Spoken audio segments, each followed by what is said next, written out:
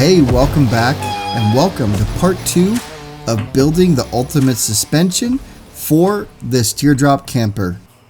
If you haven't watched part 1, I recommend going back and doing that, where I built the control arms, got the axle into location, fabbed up some lower and upper bag mounts, and made a panhard bar to keep the axle in place. Oh yeah. Look at that. Oh, that turned out perfect. Cool. All right, so everything is tacked for the suspension part, and now it is time to tackle the cantilever shock system. That is going to be awesome. So now what I need to do is I need to start laying things out, figuring out where the pivot point's going to be, and then where my attachment points for the axle is going to be, and then the shock mount, the brackets to transfer the vertical to horizontal motion. I got to make sure that is adequate so it has enough throw. Yeah, lots. So it's exciting though. This is awesome, and I know it seems a little complex, but honestly it's a basic system. For those who don't know what a cantilever system is, I kind of broke it down so that way you can get a little bit more of an understanding of what the system is. So here is our axle on the trailer. This is the frame. We're going to take this lip right here is the bottom of the camper. So a cantilever system is a pivotal point that transfers energy from one direction to another direction. And for us, what I need to do is I need to take a vertical motion and transfer it into a horizontal motion. That is what I need to do.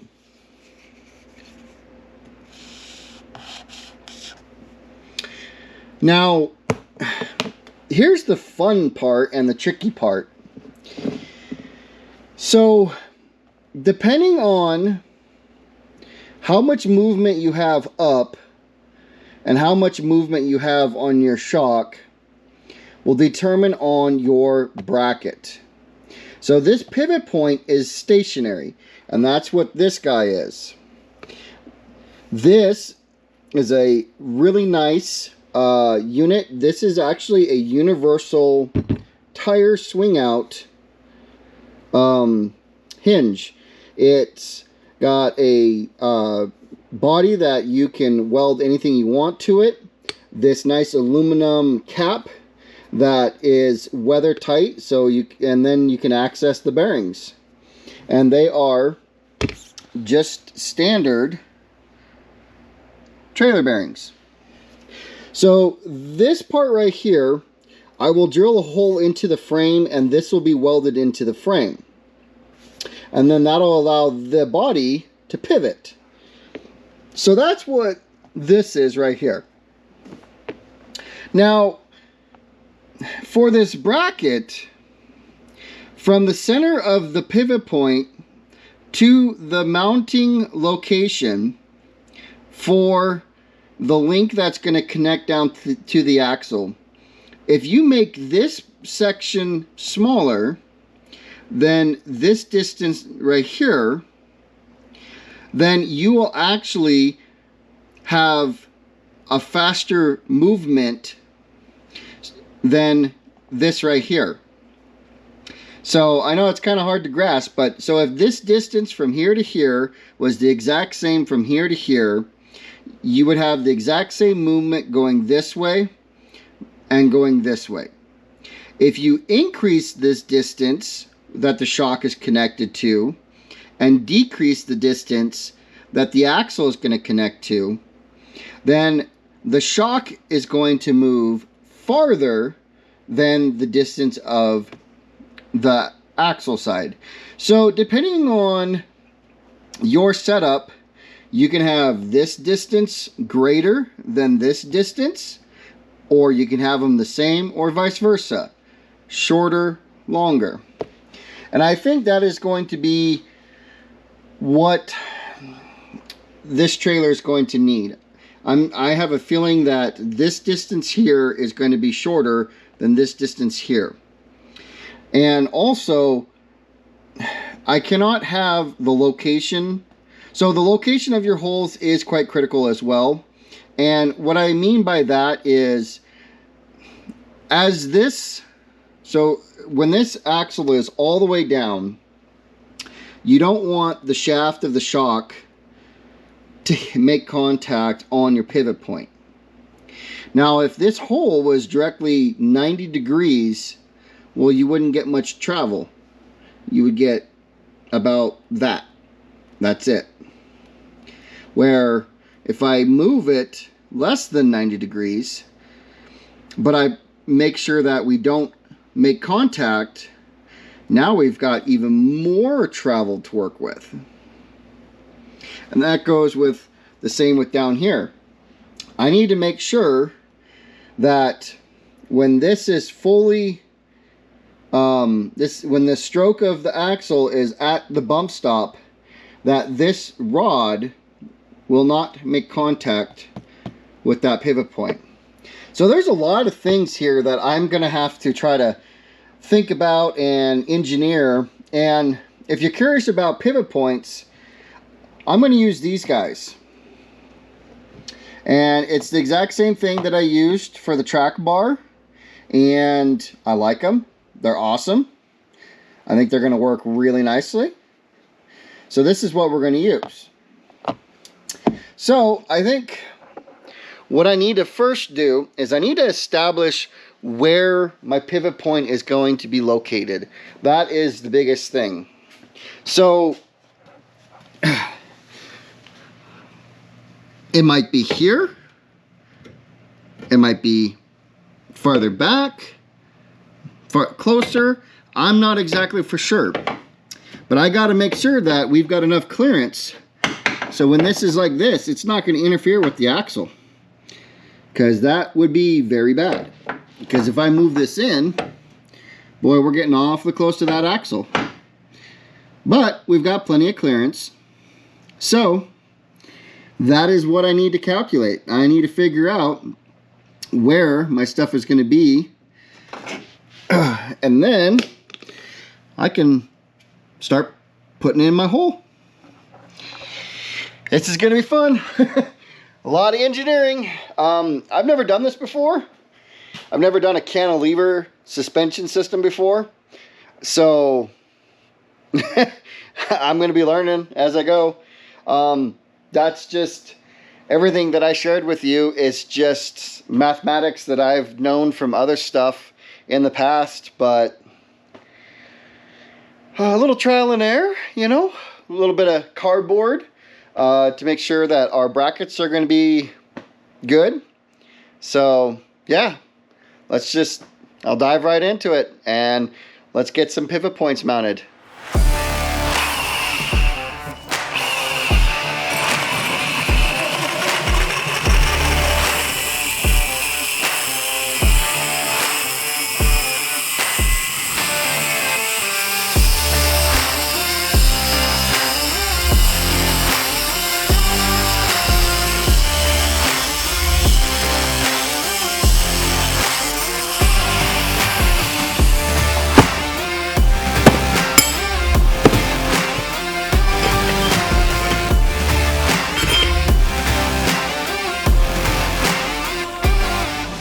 Ladies and gentlemen, I give you my pivot mounts.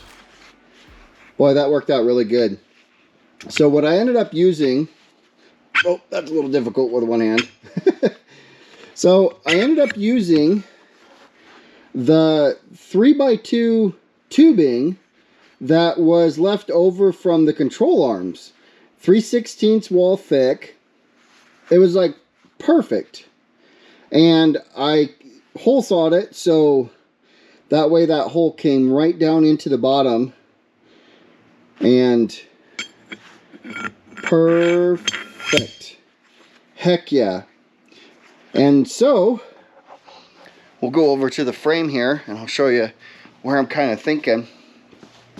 Now what I went ahead and did is I jacked the axle all the way up to where it was hitting the bump stops, and then I pulled a measurement and I found my location of where I can put this. Also, when I was just kind of mocking it, I put the tire on to make sure that the backside of the tire wasn't going to hit the pivot point. So this is where it's going to go. Right there. And that will be welded up flush to the bottom of that. And boom. Look at that.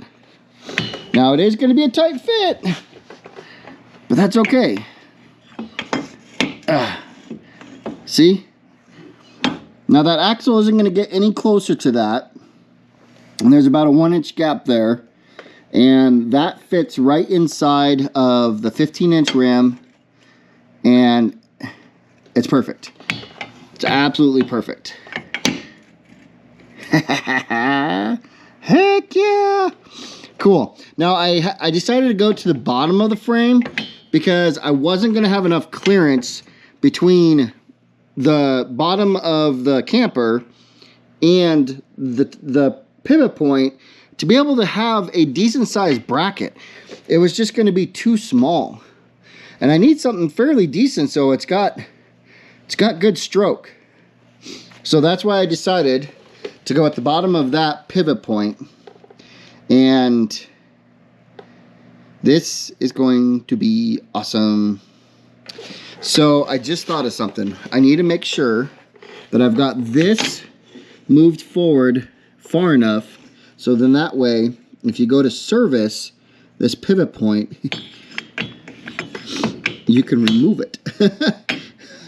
Because this body right here has to slide off of the spindle and it has to clear that drum. So that is something that I am going to have to definitely pay attention to. Make sure that it can come straight out. Cool. Okay, so I need to trim that down. And I left enough material so I can get a nice good weld around that. So I'll go ahead and disassemble these bodies. I'll get that cut. And then I'll go ahead and weld the spindle to the mount. And then I'll start measuring it so that way we know exactly where to put it. And then we'll get it tack welded up to the frame. I don't want to weld it to the frame 100% because you may have to change things. And I know for a fact that this mount is going to be like this. So that's why it's okay for me to go ahead and weld that spindle to this mount 100%. So I'll get these taken apart. We'll do a little cut. Get these spindles trimmed down, a little buzz. And this is going to be awesome. Oh man, I can't wait to just... I'm so excited. This is going to be so awesome. So freaking awesome. I first needed to disassemble the pivot points so I didn't contaminate the bearings with any grinding dust. Also, I do not want any weld splatter to get down into the bearings and the races when I'm welding the spindles to the mounts.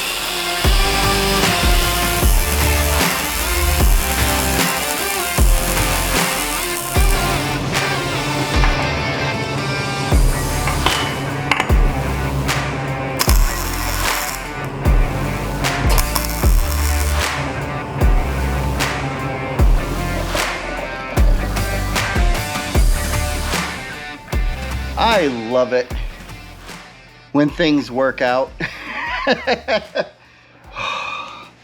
Look at that. Oh yeah. Miltech Off-Road. Look at that. That's just perfect. I don't have any grease or anything in here because when I weld on this, I didn't want all that grease to catch on fire and all that fun jazz, but it's super close. Super close. But it will be perfect. Oh yeah. This is awesome. So now I know my distance from here to here, so I can have my bracket, you know, swing for that shock, and it'll be perfect. If you guys, in case some of you are wondering, well, what's it going to be like if we put the tire on there? Well, let me show you.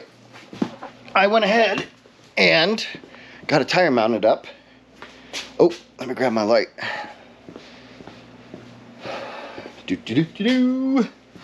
Okay, so there we go. Ooh, isn't that a nice combo?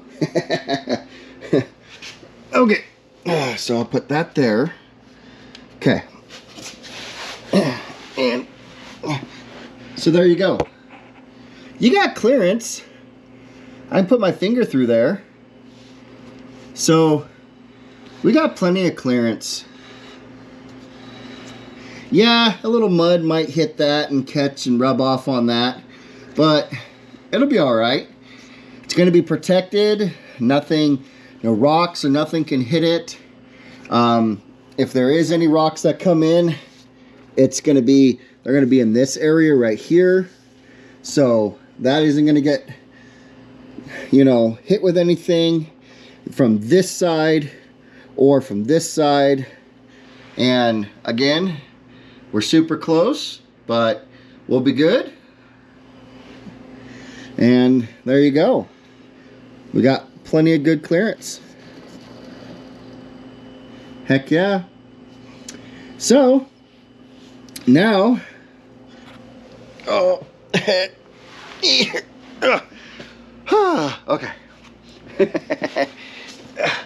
So now, what I need to do is, before I put the pivot point all together, I took the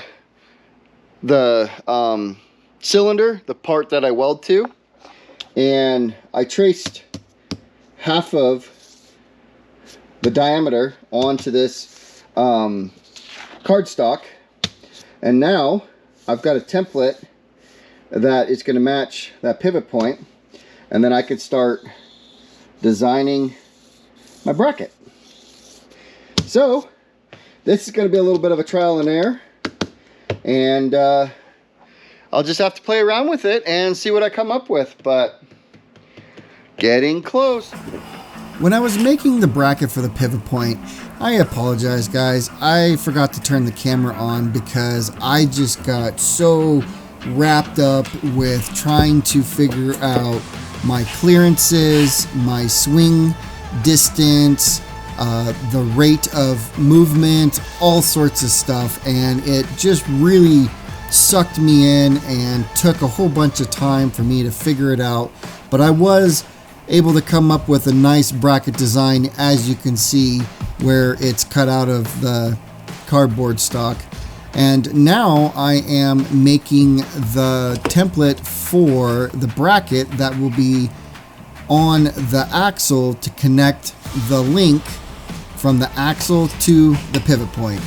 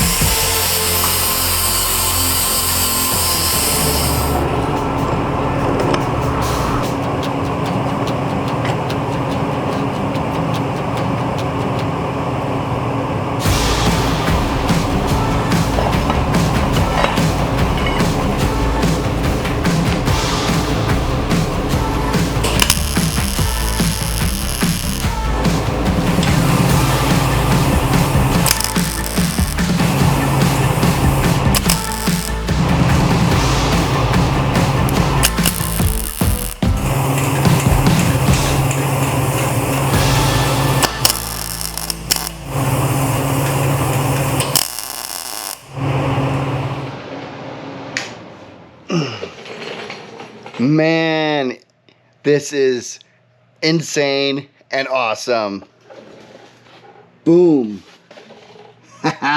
Look at that. I've got perfect clearance. Yep, it doesn't touch. I need to droop this down to make sure that we're gonna not hit here, but my my math was the same here to here, so we should be good. We shouldn't have any contact, but just freaking look at that thing. There's the control arms. I mean, freaking just wow.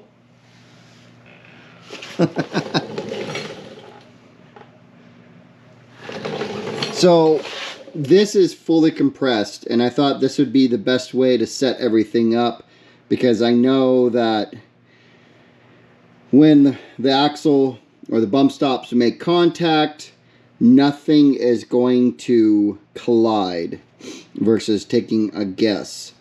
Now, when I go to let the suspension down, you know, hopefully we bottom out on the shock before we bottom out on the travel on the airbag. If I need to, I can get some limiting straps in there if we do not bottom the shock out. But oh my gosh, this is just so awesome. Whipped up a mount right here. Now everything's just tacked. Everything on the suspension is pretty much tacked except for the control arms. I did do some full welding.